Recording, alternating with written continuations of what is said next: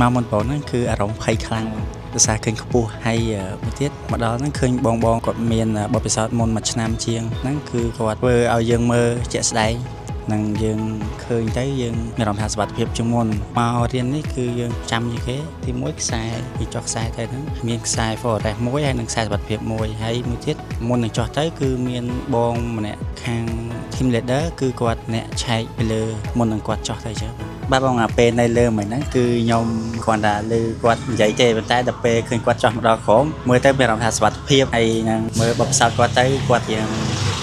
បានច្រើនឆ្នាំហើយមើលគាត់ទៅជំនាញហ៎បងចំពោះថ្ងៃនេះដែរខ្ញុំជាសិស្សច្បងក្នុងការចុះខ្សែសម្អាតទីខ្ពស់នេះរីករាយនឹងការបង្ហាញជូនពួកគាត់មានតាំងម៉ានអីជួយចែករំលែកទៅឲ្យពួកគាត់បានទៅទាំងអស់ហ្មងពួកអីជាក់ស្ដែងទៅការងារហ្នឹងត្រូវការសុវត្ថិភាពខ្ពស់មែនទែនពេលគាត់បានយល់ពីភាពនៃសុវត្ថិភាពអំពីខ្សែអំពីឧបករណ៍គ្រប់គ្រាន់គាត់នឹងមានភាពក្លាហានក្នុងការចុះខ្ញុំសង្ឃឹមថាពួកគាត់នឹងមានភាពក្លាហានឆាប់បានចូលធ្វើការក្នុងការអាទិខ្ពស់នឹងដែរ